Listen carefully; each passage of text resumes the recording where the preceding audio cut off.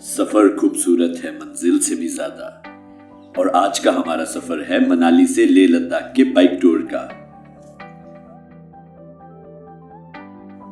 मनाली से लेह लद्दाख का road trip एक ऐसा ट्रिप है जिसे सच में कहते हैं मंजिल से ज्यादा जर्नी को एंजॉय करने वाला ट्रिप, क्योंकि इस जर्नी में हमें बर्फ से ढके हुए पहाड़, नदियां, झरने, पेंगोंग जैसी ब्यूटीफुल लेक्स, उंदर जैसे कोल्ड डेजर्ट्स और कुदरत के ना जाने कौन कौन से रूप देखने को मिलेंगे।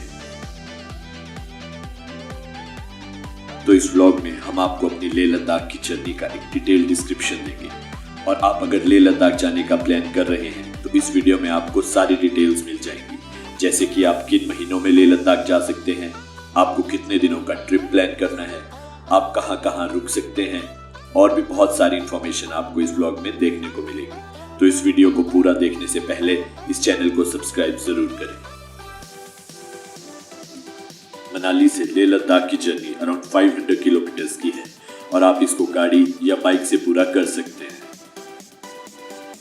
मनाली से लेह लद्दाख की जर्नी एक एडवेंचर और नज़ारों से भरी हुई ऐसी जर्नी है जिसको बाइक राइड करके सभी को लाइफ में एक बार ट्राई करना चाहिए। वैसे तो इस जर्नी को किसी भी बाइक में पूरा किया जा सकता है, बट मोस्टली लोग इसे royal Enfield bullet, Himalayan, Avenger या KTM ड्यूक पर पूरा करते हैं। अगर आप भी मनाली से लेह बाइक रेंट करके जाना चाहते हैं तो इस वीडियो में दिए गए नंबर पे कांटेक्ट करके आप मनाली से बाइक रेंट पर ले सकते हैं। सबसे पहला सवाल आता है कि आपको कौन सी बाइक रेंट पर लेनी चाहिए। अगर आप अकेले राइड कर रहे हैं तो आप कम सीसी की बाइक को भी यूज कर सकते हैं, और अगर आपके साथ कोई पिलियन राइडर है तो आप कम से कम 500 सीसी की बाइक लेकर जाएं। इस जर्नी के रोड का ऑल्टीट्यूड काफी ज्यादा है और यहाँ पर ऑक्सीजन की कमी हो जाती है, इसलिए जितना बड़ा इंजन आपकी बाइक का होगा आपको राइड में उतना ही मजा आने वाला है। इस जर्नी को आप मोस्ट कंफर्टेबली रॉयल एनफील्ड की हिमालयन, रॉयल एनफील्ड की ही बुलेट या बजाज की एवेंजर बाइक पर पूरा कर सकते हैं। और बात करें बाइक रेंटिंग की कॉस्ट की, तो आपको एवेंजर के लिए 800 रुपीज पर डे, बुलेट के लिए 1000 रुपीज पर डे और हिमालयन के लिए अराउंड 1300 रुपीज पर डे पे करना पड़ सकता है। और जब भी आप बाइक रेंट पर लें, आप इंश्योर कर लें कि आप हेलमेट्स, लगेज कैरियर्स और बंजी रोप्स अपनी बाइक रेंट शॉप से पहले से ही लेकर चलें। अब बात आती है कि आप लेह लद्दाख किस सीजन में विजिट कर सकते हैं। तो आप लेह लद्दाख को जून से लेकर अक्टूबर 15 के बीच में कभी भी विजिट कर सकते हैं। अक्टूबर 15 के बाद यहाँ पर बर्फ पड़ने के चांसेस बहुत ज्यादा बढ़ जाते हैं और ऑफिशियली ये रोड्स क्लोज हो जाते हैं।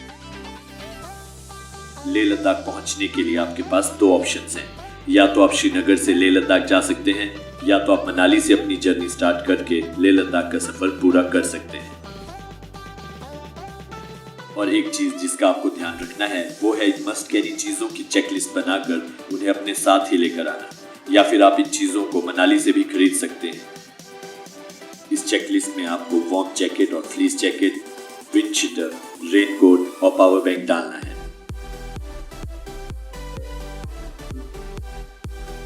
इस जर्नी में क्योंकि आपको बहुत सारे छोटे बड़े नालों को क्रॉस भी करना है, इसलिए आपके पास एक पेयर ऑफ वाटरप्रूफ शूज भी होने चाहिए।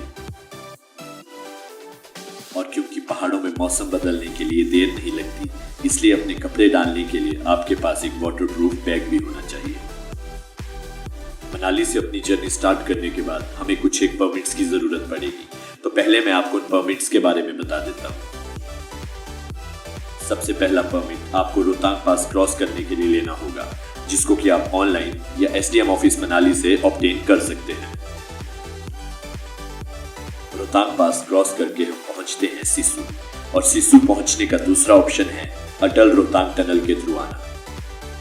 रोहतांग टनल 10,000 फीट के एलिवेशन के ऊपर बनी हुई वर्ल्ड की लॉन्गेस्ट टनल है। रोहतांग पास के परमिट के अलावा आपको लेह घूमने के लिए भी एक परमिट लेना पड़ता है, जो कि आप ऑनलाइन भी ऑब्टेन कर सकते हैं या DC ऑफिस लेह से भी ले सकते हैं। इस परमिट की cost around 750 rupees per person रहेगी, और पेंगोंग लेक से लेकर नुब्रा वैली घूमने की परमिशन आप इस परमिट के थ्रू ले सकते हैं। मनाली में बाइक रेंट करके आप पहले दिन मनाली में ही रुक सकते हैं और माउंटेन बाइक राइडिंग से एक्लेमेटाइज हो सकते हैं। अब डिस्कस करते हैं कि आपको अपना डे वाइज ट्रिप कैसे प्लान करना चाहिए और हर दिन आपको कितने किलोमीटर्स ड्राइव करना चाहिए। मनाली से अपनी जर्नी स्टार्ट करने के बाद आप फर्स्ट डे जिस्पा तक जा सकते हैं और जिस्पा में एक नाइट स्पेंड करके अपनी जर्नी आगे कंटिन्यू कर सकते हैं। जिस्पा में आपको कैंपिंग, कॉटेज और होटल स्टे के ऑप्शंस मिल जाएंगे। और फर्स्ट डे जब आप मनाली से जिस्पा राइड कर रहे होंगे तो तांदी नाम की जगह पे आपको एक पेट्रोल पंप मिलेगा। इस पेट्रोल पंप पर आप अपनी बाइक्स के टैंक फुल करवा सकते हैं, क्योंकि मनाली से ले के रूट पर ये आपको लास्ट पेट्रोल पंप मिलेगा। और सजेस्टेबल ये है कि आप 10 लीटर्स के जेरी कैन में स्पेयर पेट्रोल कैरी करके चलें। अगर आप इस जर्नी पर जाते हैं तो आप अपनी बाइक का पंचर किट भी साथ में डाल सकते हैं। और अगर आपको कोई भी दिक्कत आती है तो हिमाचल और लद्दाख के लोग इतने अच्छे हैं कि वो आपकी हेल्प करने से पहले 2 बार बिल्कुल नहीं सोचते। जून से अक्टूबर के मंथ में मनाली से लेह लद्दाख के लिए बहुत ज़्यादा एक्सपीडिशंस भी जाती हैं।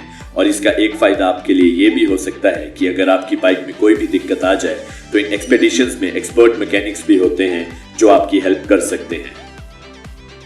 लद्दाख वर्ड का लिटररी मीनिंग है the land of high passes, और ये सच में है भी, क्योंकि यहाँ पर बारालाचा पास, तंगलंगला पास, खरदुंगला पास और ना जाने कौन कौन से इतने ऊंचे ऊंचे पास हैं। और आप भी जब इन पासिस को क्रॉस करें तो एडवाइजेबल ये है कि आधे घंटे से ज़्यादा यहाँ पर ना रुकें, क्योंकि इन पासिस की इतनी हाई एलिवेशन होने के कारण यहाँ पर ऑक्सीजन की कमी हो सकती है और आपको हाई ऑल्टीट्यूड सिकनेस का खतरा भी हो सकता है।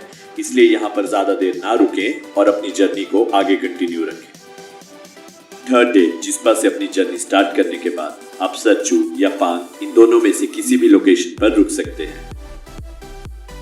सरचू पहुंचने तक हम हिमाचल प्रदेश में राइड कर रहे होते हैं और सरचू क्रॉस करते ही हम यूनियन टेरिटरी ऑफ लद्दाख में एंटर कर जाते हैं। जिस्पा तक आपके पास जियो और एयरटेल 4G की दोनों पोस्टपेड और प्रीपेड सिम्स का बहुत अच्छा नेटवर्क कनेक्शन देखने को मिलेगा। बट जिस्पा क्रॉस करने के बाद आपको थोड़े बहुत नेटवर्क इश्यूज फेस करने को मिल सकते हैं। और लद्दाख के रीजन में एंटर करने के बाद आपके पास 2 ही ऑप्शंस रह जाते हैं, या तो आपके पास BSNL की पोस्टपेड सिम होनी चाहिए या आपके पास एयरटेल की पोस्टपेड सिम होनी चाहिए। जहां पर भी आप रुके वहां पर इंश्योर कर लें कि आप अपनी वीडियोग्राफी और फोटोग्राफी गियर्स को पूरी तरह से चार्ज कर लें, क्योंकि रास्ते में इतने अच्छे अच्छे नज़ारे आएंगे कि आप उन मोमेंट्स को कैप्चर जरूर करना चाहेंगे। अगर आपके पास भी ड्रोन है और आप ड्रोन से वीडियो शूटिंग करते हैं तो यहाँ पर इंश्योर कर लें कि आपके पास प्रॉपर परमिशंस हो, क्योंकि ये एक बॉर्डर रीजन है और सिक्योरिटी पॉइंट ऑफ व्यू से यहाँ पर ड्रोन उड़ाने के लिए हमें प्रायर परमिशन चाहिए होती है। इस रास्ते में क्योंकि ज़्यादा ATM मशीन्स नहीं हैं और सभी लोग डिजिटल पेमेंट्स एक्सेप्ट नहीं करते, इसीलिए एडवाइजेबल ये है कि अपनी जर्नी के खर्चे के लिए कैश साथ में कैरी करके ज़रूर चलें। और अब बात करें इस ट्रिप के बजट की, तो एक हफ्ते से 10 दिन के राउंड ट्रिप का बजट आपको 25 से 30 हज़ार रुपए पर पर्सन पड़ेगा, जिसमें कि आप नुब्रा, पेंगोंग और लेह लद्दाख की बहुत सारी साइट सीइंग प्लेसेस को कवर कर सकते हैं। इस 25 से 30 हज़ार रुपए के बजट में आपका बाइक रेंट का टैरिफ भी इंक्लूडेड है, जो कि रहता है अराउंड 8,000 से 12,000 रुपए के बीच में। और अगर आप अपनी बाइक लेकर आ रहे हैं तो आप इस खर्चे को निगलेक्ट कर सकते हैं। और दूसरा खर्चा होता है पेट्रोल का, जो कि आप स्पेयर पेट्रोल कैरी करके भी 5,000 रुपए के अंडर कवर कर सकते हैं। और तीसरा खर्चा है हमारी जर्नी के दौरान स्टेज का। स्टेज का बजट एक ऐसा बजट है जो कि हर कोई अपने बजट के हिसाब से प्लान कर सकता है और ये टोटली फ्लेक्सिबल है। बट 7 से 8,000 रुपीज आपको स्पेयर रख के चलने हैं नीट एंड क्लीन और अच्छे रूम्स के लिए। और चौथा खर्चा हमारा रहेगा फूड का, जिसके लिए हमें अराउंड 3 to 4,000 रुपीज स्पेयर रखने पड़ेंगे।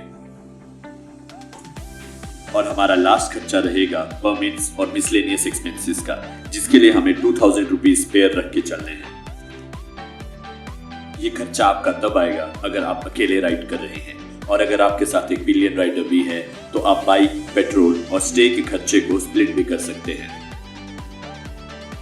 और थर्ड डे सरचू से अपनी जर्नी स्टार्ट करने के बाद हम इवनिंग तक पहुंच जाएंगे लेह सिटी।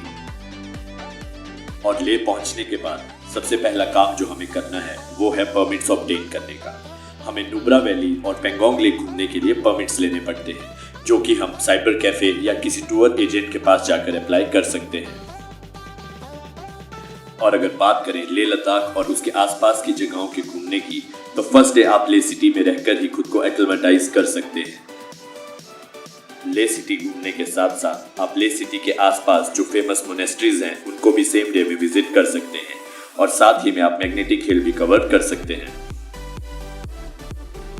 अपनी लेह लद्दाख की एक्सप्लोरेशन के सेकंड दिन आप पहुंचेंगे खरदुंगला पास। खरदुंगला पास वर्ल्ड का मोस्ट हाईएस्ट मोटरेबल पास है। खरदुंगला पास क्रॉस करके आप पहुंचेंगे हुंदर या नुब्रा वैली, जहां पे आपको डबल हम्प कैमल भी देखने को मिलेंगे। लद्दाख रीजन में आपको व्हाइट सैंड ड्यून्स एक ही जगह देखने को मिलेंगे जो कि है नुब्रा वैली, और यहाँ पर स्टे के भी बहुत सारे ऑप्शंस हैं, इसलिए यहाँ पर एक रात का स्टे तो बनता है। एक रात हुंदर में रुकने के बाद और डबल हम्प कैमल की राइड लेने के बाद आप नेक्स्ट डेस्टिनेशन के लिए निकल सकते हैं, जो कि होगी पेंगोंग लेक। पेंगोंग लेक को हम सब ने 3 इडियट्स मूवी में तो देखा ही है, और पेंगोंग के डीप ब्लू वाटर्स के सामने हम बहुत सारी इंस्टाग्राम वर्दी पिक्चर्स क्लिक कर सकते हैं, और ये जगह इतनी खूबसूरत है कि यहाँ पर एक रात स्पेंड करना तो बनता ही है। खूबसूरत पेंगोंग लेक को देखने के बाद नेक्स्ट डे हम ले सिटी वापस आ सकते हैं, जिसके लिए हमारे पास 2 ऑप्शंस हैं।